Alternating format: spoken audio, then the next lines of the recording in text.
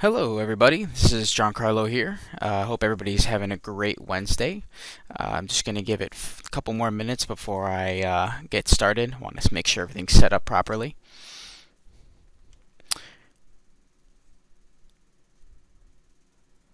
Cool. All right, let's proceed forward. Derivative trading carries a high degree of risk and may not be suitable for all investors. Past performance is not indicative of future results. So on today's agenda, we'll be going through an intro to EdgeProX, an intro to EdgeClear, and then I'll be going through the basics of the charting setup within EdgeProX, and then I'll take a Q&A if there is any questions from the audience. What is EdgeProX? EdgeProX is an all-in-one solution for active traders with MBO capabilities, volume profile and TPOs, native order flow tools, fully functional with 300 plus studies and indicators. There's indicator layering. It's native to Windows, Mac OS, and Linux. It runs on Rithmic, CQG, or IQFeed. All these features are available for the low price of $34.99 per month, and this does not include data. What else does EdgeProX offer? It offers a heat map, volume imprint, volume profile, TPO and market profiles, advanced DOM, simulated trading, replay mode, cross-instrument trading, cloud levels, Edge Pro line, OHLC lines, time and sales, 300 built-in studies and indicators like I mentioned previously.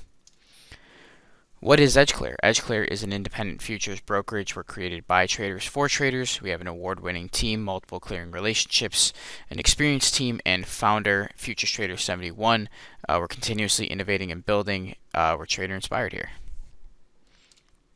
Getting into what we'll be going over for the day, chart basics. So what I'll start with here is we're just going to kind of be going through the different bar types. I'm going to start with the bar types now.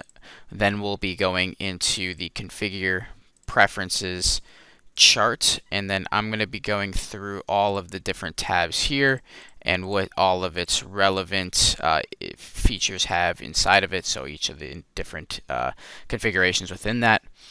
And then towards the end, if there's any questions, then you can ask those there.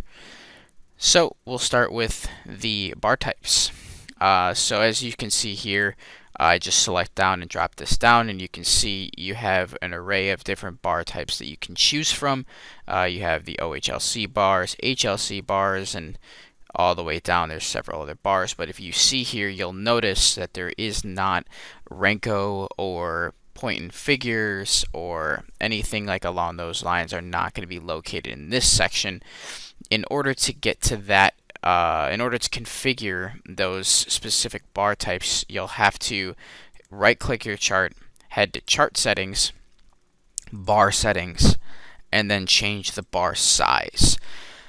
This is where you get your tick, your Renkos, the point and figure, reversal bars. That's where you can configure this in this specific area.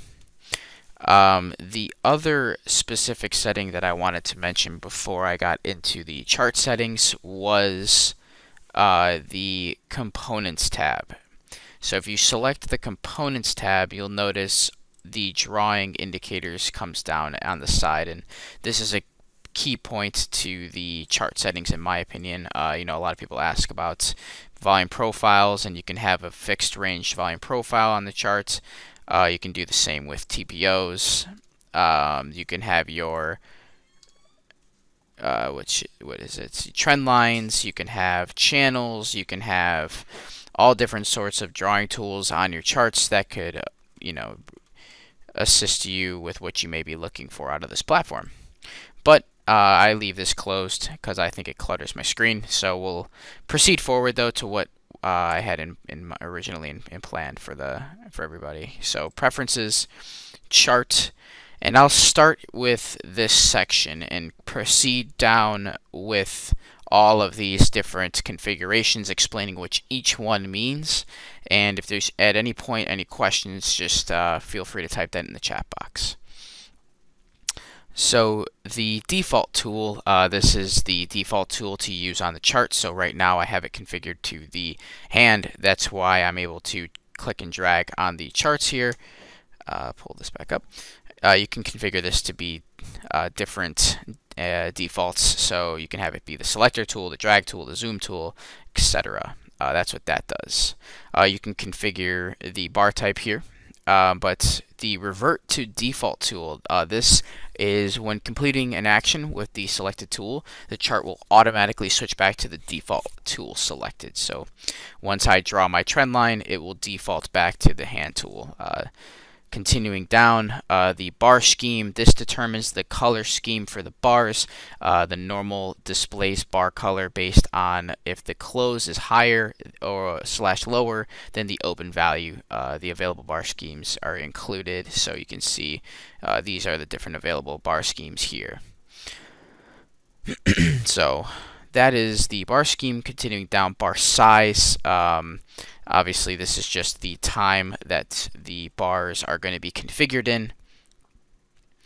Let's see what else we have here. Right now, we have the bar size, bar thickness. This is going to be the thickness of each of the bars that you have on the chart. So the normal default setting for that is a 1.0. That is roughly what the original the default setting is for that. So, but continuing down, so if you see here, we have the axis style. This is what the axis style is this is the style of the price and time axes. Then we have underneath that the shade. The shade, this draws a shaded area at the time or price interval on the chart. Proceeding downward, you'll see shift plus click. The shift plus click, this is the object to draw when the user holds down on the control key and the shift key. So if you hold down the control and then click, you'll be able to, or shift click in this scenario, this is going to draw a text box. And then if you were to hold down the control and then click, you'll get the price guide, and then obviously proceeded Control-Alt-Click will do the time guide. The line method, this is a calculation method for calculating the lines on a wedge. The fill area, this if true or if checked, this area of a wedge will be filled. Max linear bars, this is the maximum number of linear bars to load when opening a chart. Max nonlinear bars, this is the maximum number of nonlinear bars to load when opening a chart. Minimum bars is the minimum number of bars to load when opening a chart. And then we have the bar width. The bar width is the default spacing for the price bars. And then we have the price axis spacing. The price axis spacing is a default spacing between the numbers that are displayed on the price axis. We have top inset. This is in pixels, and so is the bar width, and as well as the price axis. This is going to be held in pixels as well. The top inset, though, is the default spacing to add to the top of the price plot when the auto scaled is enabled. The bottom inset is the same thing, but for the bottom of the chart when auto scaled is enabled. These display bars, the display bars is the percentage of bars to display when first opening a chart. And then we have study height. The study height is the default height for study plots. And then continuing forward, the study layout. The layout preferences for the study labels displayed in the legend. That's what the study layouts does. So you'll see that that'll change here if you change this to vertical. Time zone, this is the default time zone for this specific chart or the specific charts that you have that you'll have open. And then lastly, at the bottom, calendar days. The calendar days function, if this is enabled, space will be preserved for non-trading days when displaying daily bars. So normally this is removed. So that's what these are. I believe I went through just about every single one of these. If there's any questions on that, let me know, but I want to make sure I continue forward. So going to price indicators. What this does is this is going to display a line across your chart for whichever indicator you have enabled. So last price, you'll see I have the indicator that it comes across my entire chart, and the same thing is going to appear for my bid, ask, daily high, daily low, and you can see there's plenty of other indicators here that you can display. Continuing forward, this is the time axis is going to display lines for the different configurations that you see here. So it'll display a line at midnight, start of day ETH or extended trading hours, start of day regular trading hours, and continuing down and forward. So you'll see that this is where you can configure those settings. Here is if you can change those settings and enable different lines for the start of different days, and these are going to be vertical lines as well. The labels, these are I'm not going to go through each and every one, but I want to make sure that everybody knows that this is here. So the labels, when you transfer this over to here on this side, so if I were to take and transfer over my account balance and apply this, you'll notice that at the top over here, my balance appears. These labels are going to appear at the top left corner of the charting platform, and it'll be for whichever label that you have on the chart. So one feature that I know is commonly asked about is the bar countdown. So you can see if I enable this here, apply, you'll see that this one actually comes across into the top right corner. I believe you can actually edit which corner it goes into. So all I did was highlight the bar count down and then select the pencil, and now I can configure this to be in the top left or the top right, bottom left, bottom right, etc. So that's what the labels do. The templates, when you save down a template, you can actually put in default templates for your charting platform so that when you load up a chart, it loads up a specific template for your trading. And then the options. So we'll go through these. Yes, it's going to be a lot, but I want to make sure we go through as many of these as we can so that everybody can know where to access certain things. So we'll start with the show extended data. So showing extended data, obviously this is, if enabled, after hours data is shown by default when opening up a chart. And we'll actually go through next showing the trade panel. When this is enabled, this will display the trade panel by default when opening up a new chart. Then next, show orders. When the show orders is enabled, if I were to place a order on the chart or a resting order, it'll actually show up on the chart. Show trades. These are going to display the trades that are placed when I buy or sell on the chart. And then show DOM panel. This displays the DOM panel by default when opening up a new chart. Show grid. This displays a vertical line on the chart. And then if we have show chart buttons, showing the chart buttons, when this is enabled, this displays buttons on the chart for adjusting the vertical spacing and bar width. This also applies for removing studies to the remove studies button on the study plots as well.